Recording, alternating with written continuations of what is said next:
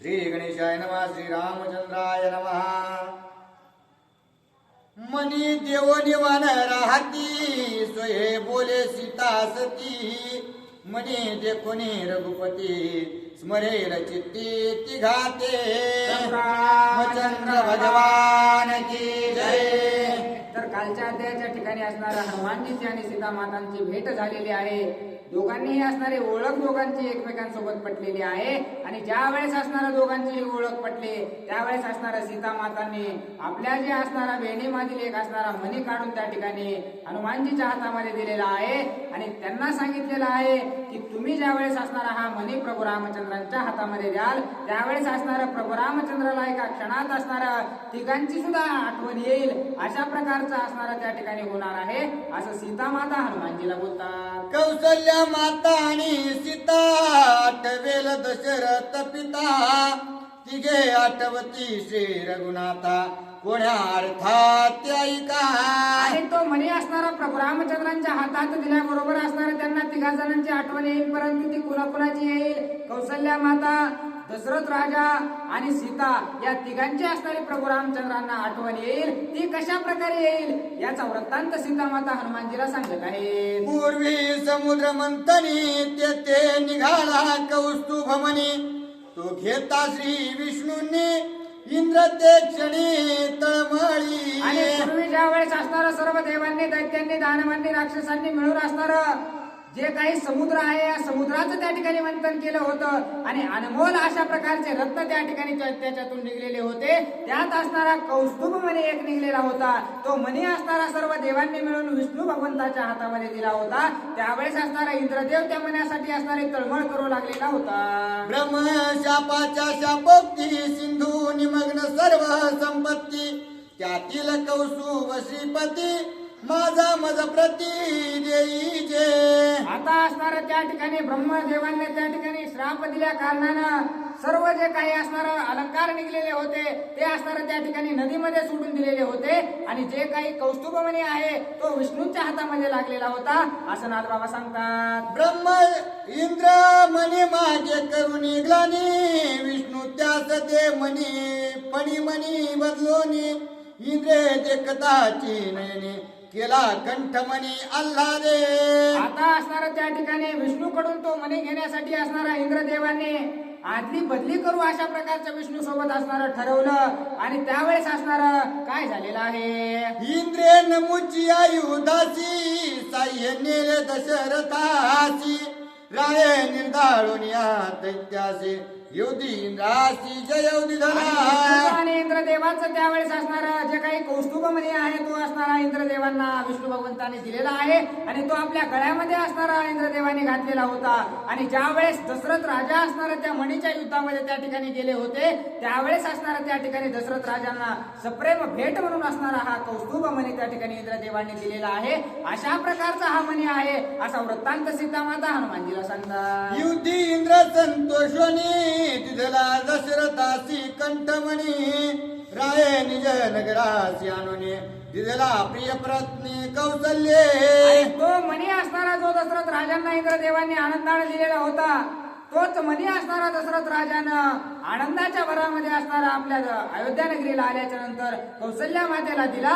अशा प्रकारचा हा मणी इतक्या जागेवरून फिरून आलेला आहे असं सीतामाता सांगतात. कौसल्यने अति प्रीतीसी तो मणी दिदला जानकीसी. तिने घालून विणीसी वनवासासी आणि तोच मणी असणारा कौशल्या मातेनं असणारा आपली सून म्हणून ज्या वेळेस सीतामाता अयोध्येमध्ये आली त्यावेळेस असणारा सीता मातेला तो अर्पण केलेला आहे. आणि तोच मणी हनुमंता मी तुझ्याकडे देत आहे. हा मणी असणारा त्या ठिकाणी प्रभू रामचंद्रांच्या हातामध्ये पडल्या बरोबर असणाऱ्या त्यांना दशरथ राजांची त्यांच्या आईची असणारी माझी सुद्धा असणारी आठवण येईल अशा प्रकारचं सांगतात. तोची मनी हनुमंता हाती कुण पाठविता श्री रघुपती. राजा माता सीता सती तिघे आठवती श्रीरामा. आणि तोच असणारा जो कौस्तुभमणी आहे तो असणारा हनुमानजीच्या हातामध्ये दिलेला आहे. आणि सीता मातांची काही कौशल्या मातेची आणि दशरथ राजाची एका क्षणात असणारा म्हणे बघितल्याबरोबर प्रभू रामचंद्रांना आठवण येईल हनुमंता, असं सीता माता हनुमानजीला सांगतात. ही कुण देवनी तत्वता नावे गा श्री रघुनाथा, याची कार्य प्रमाणता तुझ्या माता कपिराया. हनुमंता तुमच्याकडे फक्त एवढंच कार्य आहे की हा मणी त्या ठिकाणी प्रभू रामचंद्रांच्या हातामध्ये द्या आणि लवकरात लवकर असणारं प्रभू रामचंद्रांना माझी सोडवणूक करण्यासाठी घेऊन या, अशा प्रकारचं सीता माता हनुमानजीला बोलतात. हनुमान म्हणे न करीत चिंता, शीघ्राने न श्री रघुनाथा, साष्टांगे सीता न मेली माता, श्री हनुमंता कुरवाळी. आता असणारा हनुमानजी त्या ठिकाणी सीता मातेला बोलू लागलेले आहेत, हे माते कसल्याही प्रकारची चिंता असणारी आता तू करू नकोस, मी असणारा लवकरात लवकर जातो आणि प्रभू रामचंद्रांना त्या ठिकाणी सीता मातेचा शोध सांगतो आणि लवकरात लवकर प्रभू रामचंद्रांना या ठिकाणी घेऊन येतो. तू असणारी सर्व चिंता या ठिकाणी सोडून दे माते, असं हनुमानजी सीता मातांना बोलतात. गुण पुसोनी सिद्धे पासी, हनुमान विचारी मानसी, युद्ध न करिता राक्षसांशी, श्रीरामापाशी नव जावे. आता असणारं त्या ठिकाणी दोघांचं बोलणं झालेलं आहे, संवाद झालेला आहे, खून सुद्धा सीता मातेनं दिलेली आहे. परंतु आता ज्या वेळेस निघायचं असणार हनुमानजीची वेळ झालेली आहे, त्यावेळेस हनुमानजी विचार करू लागलेले आहेत की मी असणाऱ्या लंकेमध्ये आलेलो आहे आणि राक्षसांसोबत काहीही युद्ध न करता सहज या ठिकाणी प्रभू रामचंद्राकडे जाऊ मला वाटत नाही, अशा प्रकारचा विचार हनुमानजी करतात. येथे कलहासी कारण रावणाचे अशोकवन, नंदन वनाशी समान, ते विध्वंसीन निजबळे. आता या ठिकाणी या राक्षसांसोबत युद्ध करायचं म्हणल्यावर काहीतरी कारण असणार त्या ठिकाणी लागणार आहे आणि कारण उत्पन्न करण्यासाठी या ठिकाणी अशोकवन आहे. मी जर हे अशोकवन असणारे या ठिकाणी विध्वंस या अशोकवनाचा केला,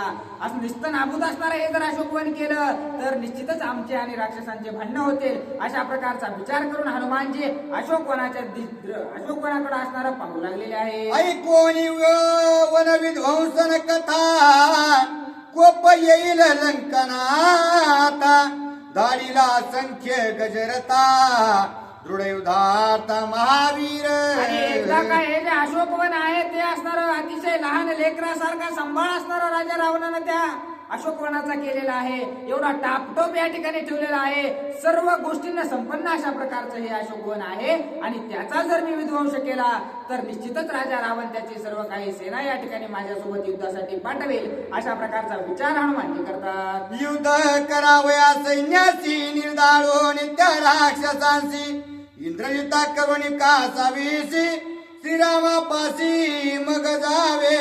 आणि आता असणार एकदा का ते माझ्यासोबत युद्धासाठी आले, सर्वांना त्या ठिकाणी राक्षसांना मारावं आणि इंद्रजिताला सुद्धा असणार त्या ठिकाणी सळो की पळो अशी अवस्था त्याची करावी आणि मग आपण प्रभू रामचंद्राकडे जावं, अशा प्रकारचा विचार हनुमानजीने केलेला आहे. मारोनी राक्षसांच्या कोडी, लंका करुणी कडा फोडी, मग श्रीरामापाशी जाता गोडी, आईची आवडी हनुमंता. आणि या ठिकाणी या राक्षस काही असणार त्या ठिकाणी मारल्याशिवाय, राक्षस मारून असणारा लंकेचा काहीतरी विध्वंस केल्याशिवाय मी प्रभू रामचंद्राकडे मला जाऊ वाटणार नाही. आणि जर मी या राक्षसांना मारलं, लंके असणारे विध्वंसून टाकले तर समाधानानं मला प्रभू रामचंद्राकडे जाता येईल, असा विचार हनुमानजी करतात. इतके करुणिया जाता, सुख कपिकुळा समजता, सुख होईल श्री रघुनाथ, सुख हनुमंता युद्धाचे. आणि हनुमानजीला आता उत्साह वाटू लागलेला आहे, मी जर या ठिकाणी राक्षसांना मारून राजा रावणाच्या लंकेमध्ये असणारा जिकडे तिकडे सुळसुळाट करून जर गेलो तर माझ्या कुळाला सुद्धा असणारं त्या ठिकाणी, सर्व वानरांमध्ये सुद्धा असणारं माझं कौतुक होईल आणि प्रभू रामचंद्र सुद्धा असणारं त्या ठिकाणी समाधानी होतील, अशा प्रकारचा विचार हनुमानजी करू लागलेले आहे. सीतेचे न घेता ज्ञापने, मज विध्वंसिता एवन, सीतेशी पुसावया जान, करे विंधान हनुमंत. आणि या ठिकाणी अशोकवनाचा विध्वंस तर मला करायचा आहे, परंतु या अशोकवनामध्ये माझी माता असणारी सीता राहते आणि त्या मातेला विचारल्याशिवाय असणारे या ठिकाणी मी काही करणार नाही. म्हणून असणार सीता मातेला विचारण्यासाठी हनुमानजी काय बोलतात. पुढती सीतेस लोटांगण, येरी म्हणे वा शीघ्र करी गमन, हनुमंत खालती घाली मान, लज्जायमान बोले ना. आता असणारा त्या ठिकाणी सीता मातेकडून असणारी आज्ञा घ्यायची आहे की तुला काय खायचंय ते खा. अशा प्रकारची आज्ञा घेण्यासाठी असणाऱ्या मनात सर्व काही विचार केलेला आहे. सीता मातेसमोर लोटांगण घातलेलं आहे आणि लोटांगण घालून ज्यावेळेस उभा राहिले त्यावेळेस सीता माता असणाऱ्या त्यांना लवकरात लवकर तुम्ही निघा अशा प्रकारचं बोलू लागल्या. परंतु हनुमानजी असणाऱ्या त्या ठिकाणी खाली मान घालून असणारे शांत उभा राहिलेले आहे. सीता शुद्धी सांगावया जाणे उल्हास न देखे संपूर्ण दिसतोसी अति उद्विग्न काय कारण मज सांगे. आणि सीता माता हनुमानजीला बोलू लागलेले आहेत की हे हनुमंता आताच असणारा त्या ठिकाणी अतिशय उत्साही अशा प्रकारचा तू होतास परंतु आता असणारा तुझा चेहरा त्या ठिकाणी सुकल्यासारखा दिसू लागलेला आहे. माझा शोध त्या ठिकाणी तुला लागलेला आहे आणि तो शोध सांगण्यासाठी तू उत्साही असायला पाहिजेस परंतु तू असणारा या ठिकाणी दुःखी वाटू लागलेला आहेस. याचं काय कारण आहे हनुमंता ते मला सांग असं सीता माता बोलतात. बोले तुझे करिता शोधन नाही अन्न ना जीवन क्षुधेने जाऊ पाहे प्राण सिंधू लंघन न करवे. आणि त्यावेळेस हनुमानजीने असणारं आपलं नाटक चालू केलेलं आहे. हे माते मी असणारा इतक्या दिवसापासून तुझा शोध येत आहे परंतु एवढ्या दिवसात असणारा मी काही खाल्लं नाही पाणी पेलो नाही त्यामुळं माझं शरीर असणारं गळून गेलेलं आहे. मला लय भूक लागलेली आहे तहान सुद्धा लागलेली आहे आणि मी असणारा या ठिकाणी भुकेने व्याकुळ असल्या कारणानं मी इथून उडी मारून असणारं मोठं उड्डाण करून जाऊ शकत नाही माते असं असणारं त्या ठिकाणी हनुमानजी बोलू लागलेले आहेत.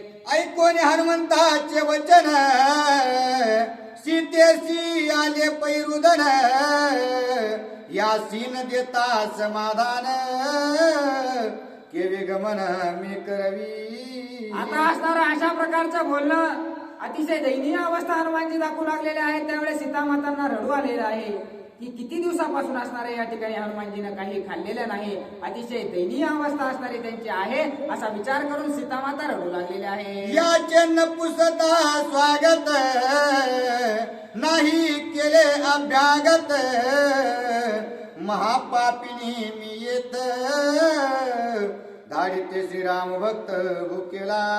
आणि मी असणारा काय विचार केला नसेल बरं कारण माझ्याकडं मला भेटण्यासाठी जो कोणी अतिथी असणारा आपल्या जवळ येतो त्याला सर्वात पहिलं असणारं पाणी विचारावं जेवण केलं का हे विचारावं. मी असणारं काहीही न विचारता या ठिकाणी प्रभू रामचंद्राचा जो भक्त हनुमान आहे त्याला उपाशी पोटी असणारं वाट लावत होते. माझ्या डोक्यात कसं आलं नाही अशा प्रकारचा विचार सीता माता करतात. ऐके सकय हनुमंता शिनला सिमद शोधिता जीवे ओवाळी न तत्वता सांगे ना आता ते करी. आणि आता सीता माता बोलू लागलेले आहेत की हे हनुमंता तू माझ्यासाठी असणार रात्रीचा दिवस करून असणार त्या ठिकाणी माझा शोध लावलेला आहेस आणि तू एवढा भुकेने व्याकुळ झालेला आहेस तुझ्यावर तर मी माझा जीव सुद्धा ओवाळून टाकून देईल परंतु मी जे सांगते ते असणार तू कर हनुमंता असं सीता माता बोलत आहे. हे घेऊन कर कंकण लंके माझी जाऊन आपण घेऊन चतुर्विधान करी भोजन यथेष्ट. आता असणारा त्या ठिकाणी हातामध्ये सोन्याचं कंगन असणारं सीता मातेने काढलेलं आहे आणि हनुमानजीला दिलेलं आहे.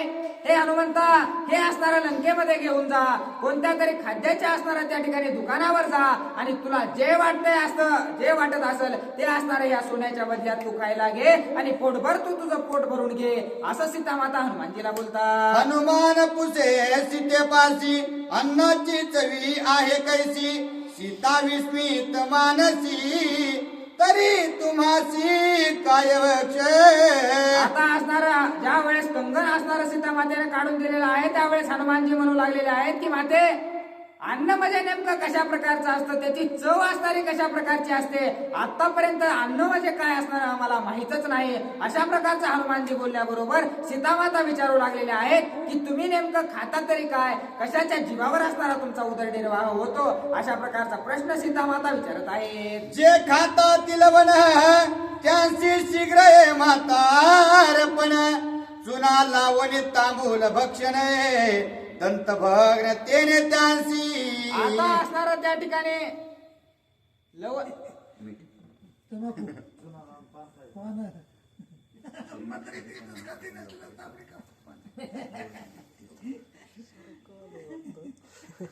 जे खाता तिलवण त्यांची शीघ्र म्हातारपण चुना लावणे तांबूल भक्षण दंत भग्न तेने आणि जे त्यांची असणार जेवणामध्ये जास्त मीठ खातात त्यांना लवकरात लवकर असणारं म्हातारपण येतं आणि पानाला असणारं त्या ठिकाणी चुना लावून आपलंच तोंड असणारं खराब करून घेतो. अशा प्रकारचं असणारं हनुमानजी बोलू लागलेले आहे. आम्ही श्रीराम दूत वानर वनवासी निरंतर नित्य वन फळांचा आर सत्य साचार जानकी आणि हे माते आम्ही असणार झाडामध्ये वनामध्ये राहणारे अशा प्रकारचे वानर आहोत.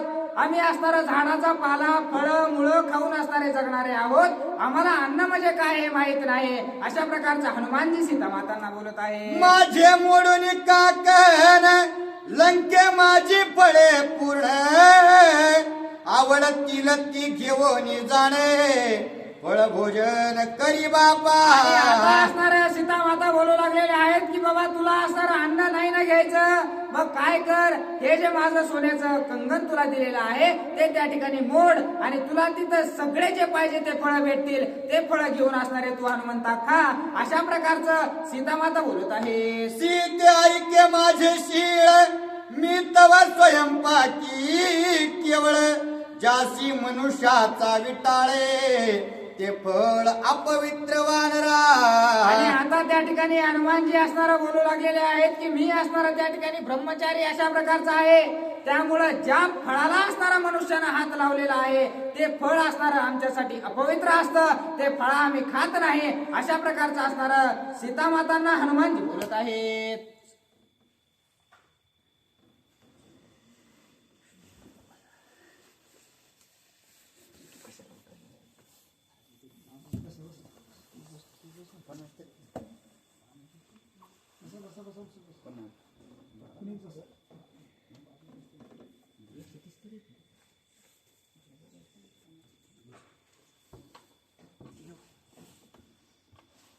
प्रभु रामचंद्र भगवान की जय.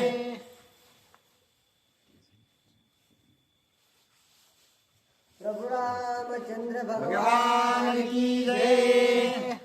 स्वहस्ते तोडून फळ संभार स्वय भक्षु आम्ही वानर हातल्या सुरनर ते फळ वानरे भक्षु नये. प्रभु रामचंद्र भगवान की जय.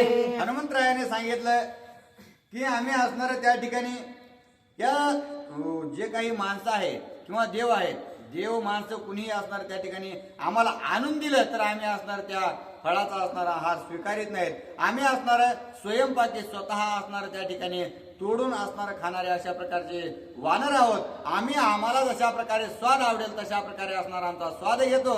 याच्यामुळं असणार मी बाजारात जाऊन तुम्ही जरी असणार मला काकण दिलं तरी मी बाजारात जाऊन काय फळं खाऊ शकत नाही. अशा प्रकारे विनवणी असणार हनुमंतराय माता सीतेकडे करतात. सीता म्हणे यवनात मधुर सुंदर फळे अद्भुत तू लावताची हात करील घात रावण. मग माता सीतेला कळून चुकलं की हनुमंतराय असणाऱ्या त्या ठिकाणी कोणत्या गोष्टीची इच्छा करू लागलेले. मग माता सीतेने सांगितलं की हे हनुमंता तुमची असणारी जी काही मागणी आहे ती असणार 7 अशा प्रकारचे आहे. परंतु तुम्ही जर या वनामधील इतके असणारे सुशोभित अशा प्रकारचे झाडं दिसतात आणि अखंड असणारा या ठिकाणी वसंत ऋतू फुललेला आहे, त्याच्यामुळे सगळे जे फळ आहेत या ठिकाणी तुम्हाला खाण्यासाठी उपयुक्त आहेत. पण जर तुम्ही एखाद्याही झाडाला निश्चित फळाला जर हात लावला तर इथं असणारे जे काही बनकर आहेत किंवा जे काही सेवक आहेत ते अत्यंत सतर्क अशा प्रकारचे आहेत आणि राजा रावणाचा अत्यंत प्रिय अशा प्रकारचं वन आहे. मग तुम्हाला ते हात कुणी लावून देणार नाहीत अशा प्रकारचा विचार माता सीता बोलतात. तू निमाली हनुमंत तोची मजला प्राणांत दुःख निमेल श्री रघुनाथ सवेत सौमित्रा. आणि हे हनुमंतराय तुम्ही त्या फळाची अपेक्षा धरून ते फळ असणाऱ्या जाऊन तोडायला जातात, खायला जातात आणि जर तुम्ही असणाऱ्या रावणाच्या रक्षकांच्या हातामध्ये जर सापडलात आणि तुमचा जर काही घातपात झाला तर तुम्हाला असणार तुमचा जीव जाईल, तुमच्यामुळं माझा जाईल, माझ्यामुळं असणारा प्रभू रामचंद्राचा, प्रभू रामचंद्रामुळं असणारा म्हणजे सगळा असणारा हा जो भयंकर अशा प्रकारचं जे दुःख आहे ते आम्हा असणार सर्वांच्या आपल्या सर्वांच्या असणाऱ्या पदरात पडेल. त्याच्यामुळं असणार दुसरं काहीतरी पर्याय मी सांगते. आई श्रीराम निमाल्या पाठी नेमती सुग्रीव कपींच्या कोटी भरत शत्रुघ्न जगजेठी उठा उठी निमतील आणि प्रभू रामचंद्राचं देहावसन झाल्यानंतर राजा सुग्रीव सुद्धा प्रभू रामचंद्राच्या मागे मागे अत्यंत प्रीतीपोटी आपला जीव सोडून देईल आणि त्यानंतर भरताला शत्रुघ्नाला जर कळालं तर ते सुद्धा असणार आपला जीव त्या ठिकाणी ठेवणार नाहीत। मग अशा प्रकारची दुःखावस्था असणार नुसतं एका फळाच्या अपेक्षेने होईल असं माता सीता त्या ठिकाणी हनुमंतरायाला सांगतात। या फळाशी लाविता हात एवढा होईल अनर्थ हनुमान म्हणे असो वृत्तांत जातो येतो नि भुकेला। मग आता माता सीतेला असणारा हनुमंतराय ज्या गोष्टी सांगू लागल्या आहेत त्या उपयुक्त आणि आपल्या मनासारख्या माता सीता काय बोलत नाहीत। मग हनुमंतरायाने विचार केला की हे माऊली तू असणार मला जे सांगू लागलेले आहेस ना त्याच्यापैकी मी काय करतो आता काहीच घेत नाही। मी असणार असंच अशा प्रकारे असणार जसं मला जसं धकल तसं असणार धकवितो मी असणार प्रभू रामचंद्राकडे जातो जाऊ दे असणार तुमच्या मनाने काय होणार नाही अशा प्रकारे असणार हनुमंतराय बोलतात। वन दिसतायच फळ माझेच कपाळ निष्फळ निरोपणे दे जनकवाळ काळ वेळ मजाली। आणि आता जे आहे ते हनुमंतराय असणाऱ्या माता सीतेला बोलू लागले की हे माते या ठिकाणी असणाऱ्या या वनामध्ये सगळे फळं असणारे फळाने भरलेले अशा प्रकारचं हे वन दिसू लागलेलं आहे। परंतु या फळात वन असून काय उपयोग आहे? माझ्या कपाळाच्या असणारं जे काही भाळावर लिहिलेलं आहे माझ्या असणाऱ्या नशिबातच जर कोणत्या गोष्टी नसत्याल तर मग असणार माझा जर देहच जाणार असेल किंवा मला जर अशाच प्रकारे जीवन जगायचं असेल किंवा असंच असणार तडफडून जर माझा जीव जाणार असेल तर जाऊ दे अशा प्रकारे असणार त्या ठिकाणी माता सीतेला हनुमंतराय बोलतात। मार्गे सुदेने जातील प्राण श्रीरामापाशी सांगेल कोण तुझे न होईल सोडवण विघ्न दारुण ओढवले। पण एक ध्यानात ठेव माते मी असणार प्रभू रामचंद्राच्या शोध करण्यासाठी असाच जाईल मला भूक लागलेली आहे परंतु मी असणार त्या ठिकाणी प्रभू रामचंद्रापाशी जाण्याचा प्रयत्न करेन। पण जर मला अर्ध्यातच त्या ठिकाणी मरण आलं तर असणार तुमचा शोधही त्या ठिकाणी राहील मग प्रभू रामचंद्राला तुमचा शोध कुणी सांगणार नाही आणि मग तुमचीच निश्चित असणार सुटका होणार नाही। ते जे सर्व कार्य आहे ते असंच असणार ठप्प पडून राहील अशा प्रकारे मारुतीराय बोलू लागले।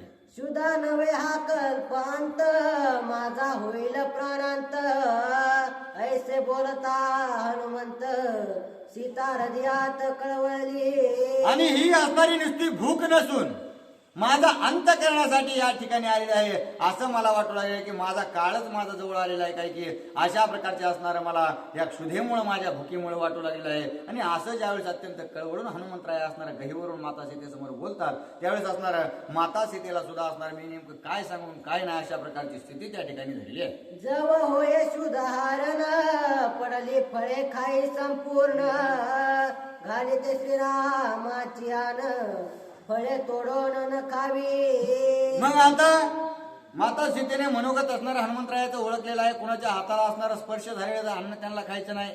मग जे असणार स्वयंनिर्मित किंवा असणार झाडाचं परिपक्व झालेलं जे काही फळ आहे ते खाली पडलेलं असल्यावर ते खायला अडचण नाही कारण त्याचा स्पर्श कोणाला झालेला नाही। म्हणून माता सीतेने सांगितलं की हे हनुमंतराय तुम्ही काय करा या वनामध्ये अत्यंत असणार सुपरिपक्व अशा प्रकारची फळं आहेत परंतु कोणत्याही झाडाला हात न लावता जी फळं असणारी खाली पडलेली आहेत तीच असणार जी चांगली आहेत ती असणारी तुम्ही ग्रहण करू शकता अशा प्रकारचा असणारा आज्ञा किंवा आदेश त्या ठिकाणी माता सीता हनुमंतरायाला देतात। हे कोणी सीतेच्या आनेसी हनुमान खाजवी दोन्ही कुशी हे मानले मज मानसी आला वृक्षांशी पयांत।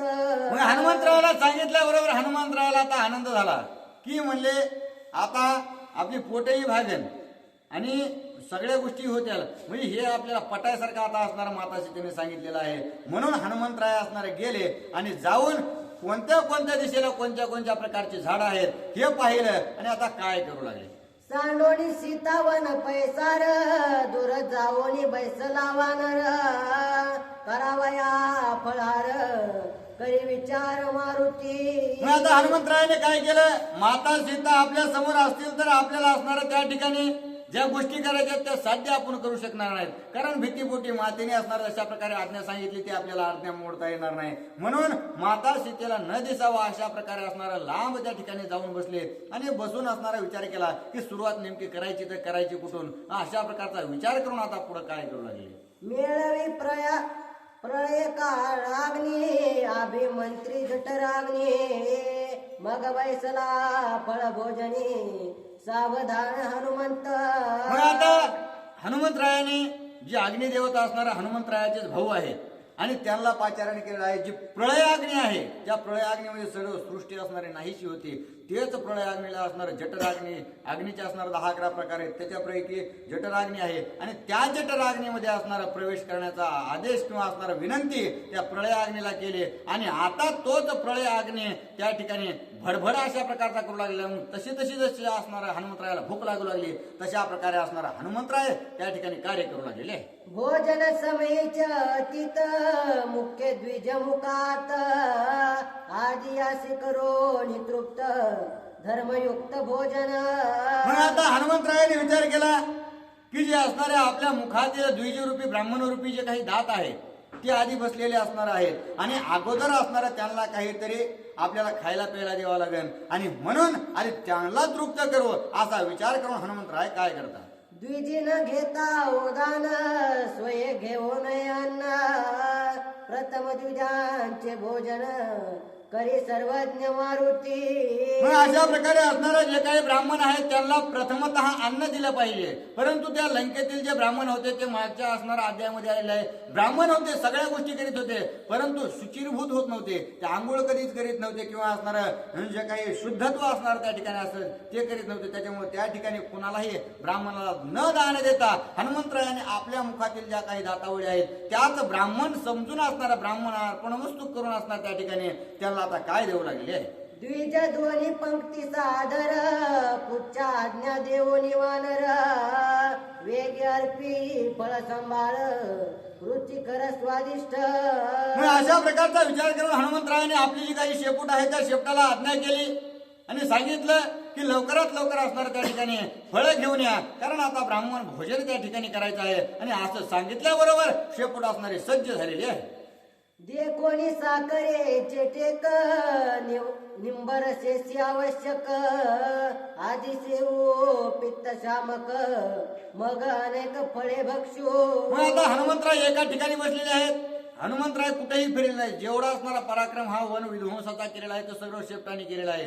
मग हनुमंतरायाने असणारा शेपटाला आदेश दिल्याबरोबर हनुमंतरायाने इकडे तिकडे पाहिलं तर आधी विचार केला की आपण आता या वनामध्ये कोणतीही फळं आंबट चिंबट सगळे खाणार आहोत. मग हे खाल्ल्यानंतर आपल्याला पित्त भडकून आहे, म्हणून म्हणले आधी पित्तनाशक खाऊ आणि पुन्हा असणार सगळे फळं खाऊ. मग ज्या ठिकाणी असणार साखरेच्या असणारे ढिगच्या ढिग लागलेले होते त्या साखरेच्या ढिग आणि ते तर खाल्लेत आणि त्याच्याबरोबर असणारे जे काही लिंब आहेत त्या लिंबाच्या असणारं सेवन त्या ठिकाणी असणारे केलेलं आहे. म्हणजे लिंबू पाणी जशा प्रकारे म्हणतो तशा प्रकारचा अन्न ग्रहण असणारं त्या ठिकाणी हनुमंतराय चालू केलं. उकडोनी या निंबोनी नारंगी साखर निंबोनी मातुलिंगी मिळवणे साखरेच्या भागी मग आरोग्य गटगटा.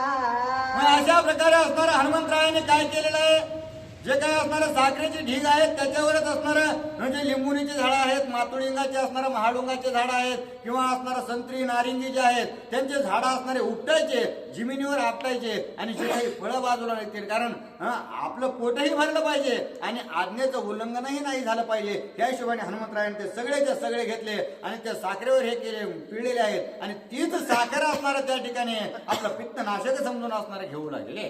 श्रीरामाची आन पाळीत वृक्ष उपडोनी या सांडित पडली फळे काय हनुमंत आज्ञा नेमस्त सीतेची.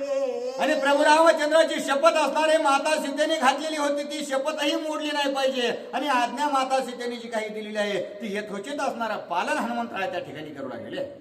आंबे जांभळे फणस जंबेरी कर्दळी फळांचा गटका करे पिंपळा मिरे घोस माझारे लोण्याच्या वारी भक्षित. आणि अशा प्रकारे असणारा हनुमंतराय काय काय खाऊ लागलेले आहेत. आंबे खाऊ लागले, फणस खाऊ लागलेले आहेत, पुन्हा असणारे जे काही जांभळं आहेत ते खाल्ले, मिरे असणारा त्या ठिकाणी आहेत, आणि पुन्हा जे काही बाकीच्या असणाऱ्या वरकड ज्या गोष्टी आहेत, ज्या असणाऱ्या मसाल्याला आपण वापरतो, किंवा जे काही याला वडालाही फळं येतात, तेही असणारे फळ हनुमंतराय खाऊ लागले, परंतु असणार ते लोणचे स्वरूप असणारं समजून खाऊ लागले. द्विजसी सांगे हनुमंत भोक्ता मना श्री रघुनाथ द्विज काही न बोलत अति लोलू परस स्वादा. आणि हनुमंतराय असणारा त्या दात रूपी ब्राह्मणाला सांगू लागलेले आहे, तुम्ही मी असणार तुम्हाला सर्व काही अन्न ग्रहण करण्यासाठी पुरवठा करू लागलेलो आहे, परंतु तुम्ही प्रत्येक क्षणाला प्रत्येक घासाला असणार ब्रह्मार्पणमस्तु अशा प्रकारे म्हणा. आणि असं म्हणा म्हणून जरी असणार हनुमंतरायाने सांगितलेलं असलं तरी असणारा ब्राह्मण जी काही जात आहे त्या जातीमध्ये असणारा अत्यंत लोभ असतो, आणि त्या लोभापायी त्या रस असणारा ग्रहण करण्यापायी त्यांना काही ब्रह्मार्पण करण्याची इच्छा झाली नाही, आणि लोभामध्ये असणारा त्या रसाचा स्वाद त्या ठिकाणी घेऊ लागलेले. द्वीप द्राक्षांचे घड खजुरी फळे अति गोड उच्च पुरविले कोड करोनी उपाड झाडांचा.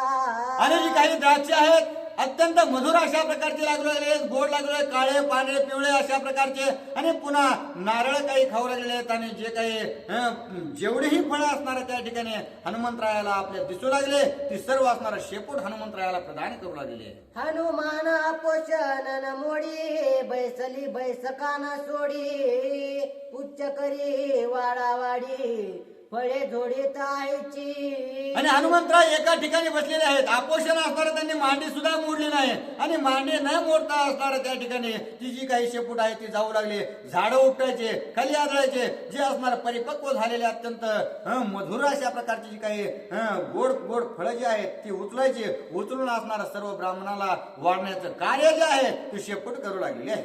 चोरे बोरे मोह भोकरे आवळे उंबरे टेंबरे भोक्ता श्रीराम येणे उत्तरे फळ वानरे बक्षिली. आणि अशा प्रकारे जे भोकराचे फळ आहे, जे असणार बोर आहेत, आवळे आहेत, आंबट चिंबट जेवढेही असणारे त्या ठिकाणी फळ त्या हनुमंतरायाच्या शेपटाला दिसले, त्याचं असणारं वाढण्याचं कार्य प्रभू रामचंद्र अर्पणवस्तू म्हणून असणाऱ्या त्या ठिकाणी हनुमंतरायाने घटकून टाकलेले आहे. धामने रमने तोरणे झेप जेत पाण्यावळे गोंदणे पिकल्या करवंदाचे खाणे श्रीराम अर्पण घटकावी. आणि जी काही करवंद आहे किंवा धामणे चोरणे जे नवीन नवीन असणारे फळ आपल्याला जी काही माहिती नाहीत ते सुद्धा असणारे फळ त्या ठिकाणी असणार अखंड सफळित अशा प्रकारचे आणि परिपक्व झालेले असायचे, आणि तेच हनुमंतराय असणारा त्याचा पूर्णत्वाने स्वाद घेऊ लागलेले. पिकली खाय गट गटा हिरवी खाय तोंड पालटा जारसे खाय मटमटा सूरश्रेष्ठा विटावित. आणि जी काही असणारी पिकलेली फळं आहेत ते असणारा मटकून घटकून टाकू लागलेले आहेत, आणि जे काही आंबट किंवा असणारं जे हिरवे अशा प्रकारचे किंवा काकडी झालं हे झालं जे काही हिरवं फळ आहेत ते असणार स्वाद म्हणजे तोंडे लावून खाऊ लागलेले आहेत, आणि जे अत्यंत रसभरीत आहेत ते अत्यंत रसभरीत असणारे जे काही फळं आहेत त्यांना स्वाद देऊन आणि चाकून असणारे खाऊ लागले, आणि हे खात असताना देवादिकांना वाकडं दाखवू लागले. ऊस रसे भरली मांदणी जेवीत तानेला प्राशी पाणी तेवीत नेले प्राशुनी ढेकर देवोनी पाहत. आणि हे सर्व खात असताना त्या ठिकाणी मोठ्या मोठ्या अशा प्रकारच्या कडाया होत्या, आणि त्या कडायामध्ये असणार ते जे काही ऊसाचं गाळप चालू होतं, आणि त्याच गाळप असणार हनुमंतराय ज्यावेळेस खाऊन खाऊन यायचे त्यावेळेस पाणी समजून असणार त्या कडायाच असणार मुखाला लावायचे, आणि सर्व तो रस असणारा गट खाऊन टाकायचे. डोळे मिचकावी देवाकडे अंगठा दावी दैत्याकडे वाकुल्या दावी दानवाकडे मानवाकडे भुलकावी. आणि असं असणारा हनुमंतराय देवाकडे असणारा त्या ठिकाणी बघून वाकडे दाखवू लागले, जे दैत्य आहेत त्यांना असणारा अंगठा दाखवू लागले, आणि जे दानव आहेत त्यांना असणार त्या ठिकाणी म्हणजे डोळ्याने घुलकवू लागले आहेत. अशा प्रकारे मानवाला देखील असणार मी जे प्रभू रामचंद्राचं कार्य करतोय ते सुद्धा तुम्हाला करायला भेटत नाही अशा प्रकारचं वाकडं असणार त्या ठिकाणी दाखवू लागले.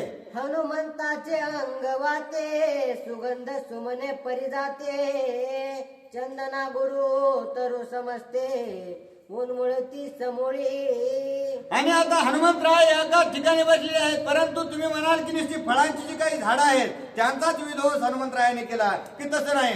ते जे शेपूट असणार इकडे तिकडे फिरत असताना त्या जे शेपटाचा असणारा वारा सुटत असताना त्या वाऱ्याने काय व्हायचं, जी काही वेली असणारे सुगंध फुलाची आहेत, जी पारिजातक आहेत किंवा अनेक जे काही असणार सुगंधित चंदनाची झाडं आहेत ते सर्व उपटून पडू लागलेले आहे. भोवता पुच्छाचा आवर्त पक्षी किलकिलती गगनात. वृक्ष कडकडा मोडीत होता आवर्त वृक्षाशी. आणि हनुमंतराय असणाऱ्या आपल्या शेपटाने झाडं मोडू लागलेली आहेत. फळाची फुलाची जी असणारी झाडं आपल्या शेपटाच्या आटोक्यात येतील ती असणारे सगळे मोडण्याचे कार्य करू लागले. आणि हे कार्य करीत असताना झाडावर बसलेले जे काही पक्षी आहेत त्या पक्ष्याने विचार केला की आपण जर या ठिकाणी निश्चित राहिलो तर आपलाही जीव जाईल. म्हणून असणाऱ्या सर्व पक्ष्याने आकाशात असणारं उड्डाण केलेलं आहे आणि सर्व आकाशामध्ये असणारं फिरू लागलेले आहेत. आणि इकडं झाडाच्या असणारं मोठाले भयंकर अशा प्रकारचे झाडं उपटून टाकण्याचं कार्य ते शेपूट करू लागलेलं आहे. उपडोनी पोपळी मुक्त शुद्धीच्या पैमेळी. पोपळी घाली दाढे तळे वन रांगोळी मांडली. आणि असं असणारे जे काही पोपळाची झाडं आहेत ते पोफळी असणारे उपटून टाकू लागले. आणि तेच टाकीत असताना हनुमंतराय असणारा आपल्या दाढेमध्ये धरू लागले, पुन्हा असणारे काढू लागले, पुन्हा फेकू लागले. अशा प्रकारचे असणारे त्या वनाचा विध्वंस हनुमंतराय करू लागलेले आहे.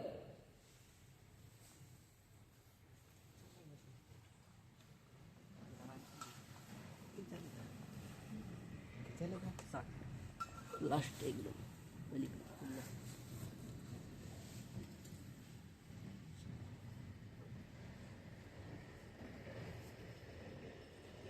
प्रभु रामचंद्र भगवान की जय. शाल ताल तमाल नारिकेळे उपडून या केले वरवाळी.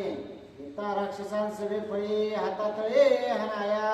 आणि आता हनुमंतरायाने काय केलं, जे काही उंचीचे झाड आहेत त्याला असणारं फळ कोणत्या गोष्टीत येत नाही किंवा फुल येत नाही, परंतु सावलीसाठी अत्यंत उपयुक्त अशा प्रकारचे आणि जे काही असणार त्या ठिकाणी घरकामाला उपयुक्त असं असणारे जे काही झाडं आहेत, शाल तमाल जे काही वृक्ष असणारी उंच आहेत तीही उपटली. परंतु उपटून असणार आपल्या बाजूला त्या ठिकाणी त्याचे ढिगारे घालून ठेवले आहेत. त्यांनी विचार केला की ही जे वृक्ष असणारे जरी काही खायला प्यायला येत नसले तरी निश्चित युद्ध करीत असताना पुढे राक्षस येणार आहेत आणि त्यांचा चुराडा करण्यासाठी आपल्याला ते कामी ठरणार आहे. ऐसे युद्धाची सामग्री रचून या देवद्वारे. हनुमंत बैसला असे शिखरे त्याहून दुरे वृक्ष टाके. आणि असं हनुमंतरायाने काय केलं, त्याच अशोक वनामध्ये एक देऊळ होतं महादेवाचं आणि त्यामध्ये 108 खांब त्या मंदिराला होते. आणि त्याच असणार मंदिराच्या समोर हे जे सर्व झाड आहेत त्या झाडाचा सर्व ढीक केला आणि ढीक करून त्याच्या शेंड्यावर जाऊन बसलेले आहे. ऐकू आणि वन भंगागात बनकर भये चिकित. राक्षसीने उठल्या समस्त ज्या काविरोप विक्राळा. आणि आता हनुमंतराय अशा प्रकारची मोडतोड सगळ्या वनाची करू लागलेले आहेत. त्याच्यामुळं सगळ्या वनात असणारा मोडल्याचा तोडल्याचा असणारा आवाज येऊ लागला. आणि त्याच्यामुळं जे काही बनकर होते ते असणारे सर्वजण सज्ज झाले की कुठंतरी असणारा आपल्या वनाचा विध्वंस चालू झालेला आहे, कोण आलेला आहे. म्हणून ह्याचा आवाज आल्यानंतर पुन्हा असणाऱ्या ज्या काही राक्षसीने सीता मातेच्या असणाऱ्या संरक्षणामध्ये होत्या त्या सुद्धा कोलाहल करून उठून बघू लागलेल्या आहेत. स्वयंभू वृक्षांचे उत्पाट मोडल्या सारणे राहटपाट.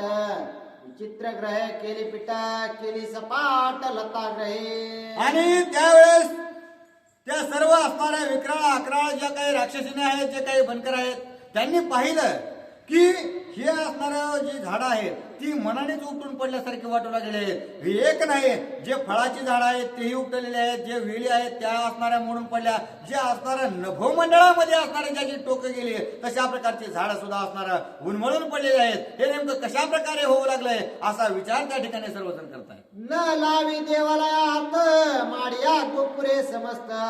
तर ग्रहे विध्वंसित तेने विस्मित बनकर.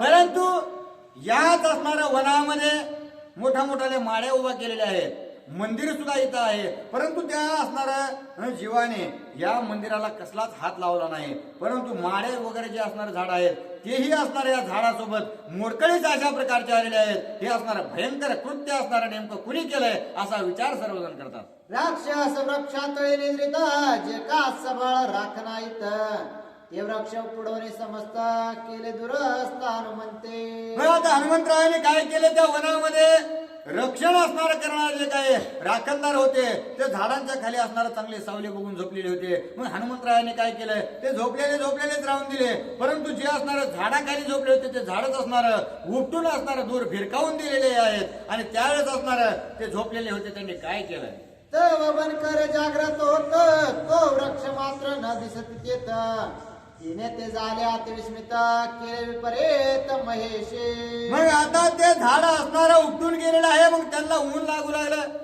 मग त्यांनी असणार बघितलं असं की आपण असणार झाडाखाली झोपलो होतो, मग झालं तरी काय झाडाचं. मग उठून बघितलं तर ते उपटून असणार या ठिकाणी हे पडलेलं नाही. असा विचार केल्यानंतर ते बनकर चकित झाले आणि चकित होऊन म्हणले की निश्चितच असणारा जे महादेव आहे त्या महादेवाच्या असणाऱ्या कृपेने अशा प्रकारची विकृती या ठिकाणी झाली की काय असा विचार करून काय करतात, मागवाने आणले महेशापासे ते वृक्ष नेले कैलासासे किंवा उडाले आकाशे बनकरांचे लक्षेना.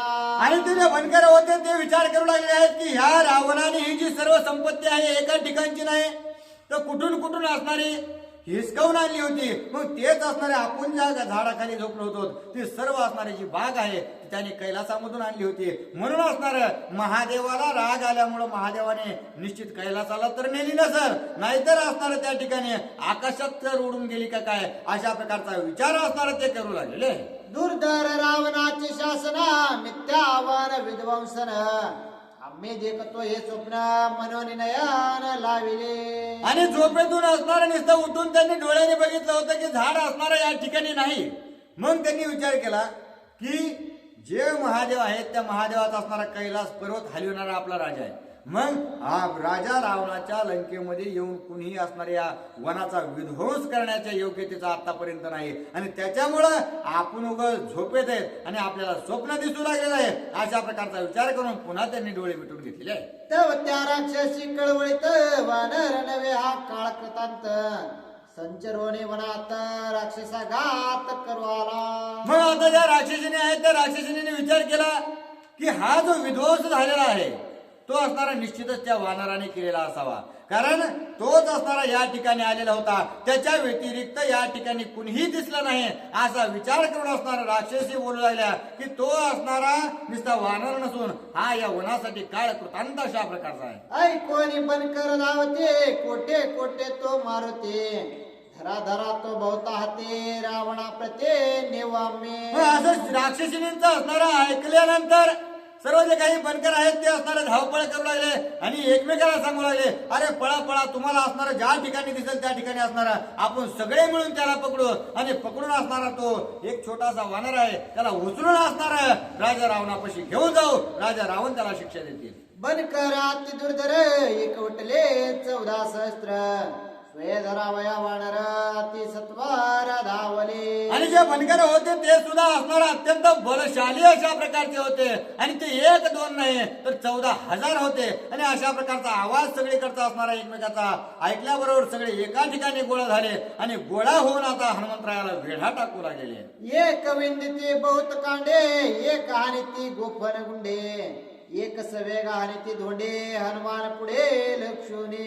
मग आता एक जण काय करू लागले, हनुमंतराच्या सगळ्यांच्या मध्ये असणारा बसलेले आहे. शेपटाने असणारा हा विध्वंस चालू आहे आणि सर्वजण असणारा त्याच्या हनुमंतरायाच्या असणारा सभोवताली गोळा झाले. कुणी असणारा लाकडाने मारू लागलेलं आहे, कुणी असणारा गोपनाने त्या ठिकाणी दगड सोडू लागलं, कुणी असणारा मोठा मोठाले शिळा सोडून हातात घेऊन असणार हनुमंतरायाला मारू लागलं. त्यावेळेस हनुमंतराय असणार त्या सर्वांचं नवल पाहू लागलेले आहे. बनकर आले अति गर्जित हनुमान बैसला सावचित्त करावया बनकरांचा घात पुच्छ प्रेरित साठोपे. मग हनुमंतरायाने काय केलं, एका जागेवर बसलेले होते वनाचा विध्वंसन शेपट असणार शेपूट करीत होतं आणि करीत असताना हनुमंतराय विचार केला की हे आले ते आलेत एकटे असणारे सगळे आले म्हणजे असणारा आपल्याला पुन्हा पुन्हा ह्याला त्याला माराशी करण्याची गरज नाही म्हणून सगळे येऊन दिले आणि आल्यानंतर त्या सगळ्याच्या असणारा भोवतालून शेपटाचा वेढा टाकलेला आहे. उच्च गाता ती उद्भट जरिता उडवणी करी पिट शस्त्रे करून या सपाट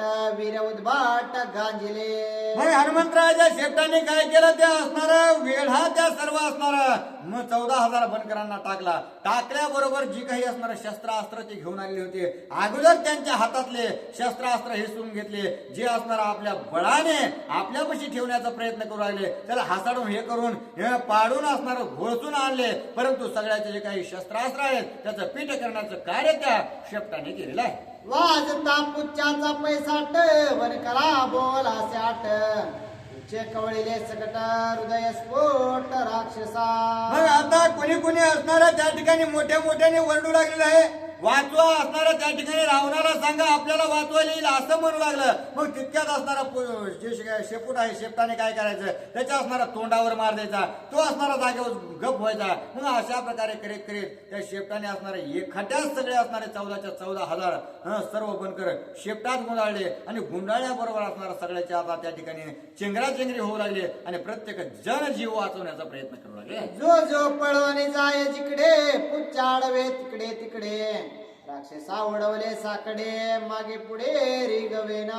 आणि आता त्या शेपटामध्ये गोळा करीत असताना किंवा असणारा त्याला एकत्रित करीत असताना शेपटातून असणारा उडी टाकून काही काही जण पळू लागले. परंतु ते पळून गेले की पुन्हा असणारा शेपूट त्याच्या पुढे जायचं पुन्हा असणारा त्याला वेढून घ्यायचं. मग असं असणारा सर्वजण राक्षस विचार करू लागले. ते असणारा शेपूट पुढेही जाऊन देत नाही आणि मागे येऊन देत नाही. निश्चित असा आपल्याला घात केल्याशिवाय राहणार नाही. ऐसे गोवने बनकरांचे हनुमंते बांधवणी पुच्चासे निक्षेपिले समुद्रासे मत्स्य मगरांचे आहारार्थ.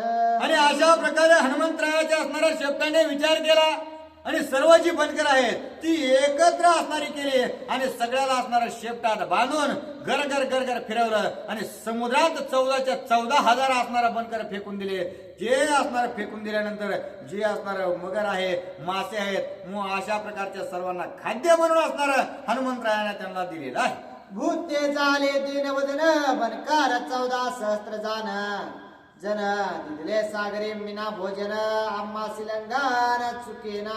मग आता हनुमंतरायाने 14,000 असणार जी काही बनकर होती ती समुद्रात फेकून दिल्यामुळं त्या समुद्रातील माशाचं असणार त्या ठिकाणी भागलेलं आहे. परंतु जे भूत आहेत त्या भूतांनी विचार केला की इथं असणार आम्ही अखंड रहिवास करतो आणि इथं मेल्यानंतर जीव आम्हाला खायला भेटतो. परंतु या हनुमंतरायाने एक सुद्धा आम्हाला नाश्त्याला सुद्धा असणारा ठेवला नाही. सगळेच्या सगळे फेकून दिले. मग आपण नेमकं करायचं काय अशा प्रकारचा विचार त्या ठिकाणी सर्व भूतांना पहिला.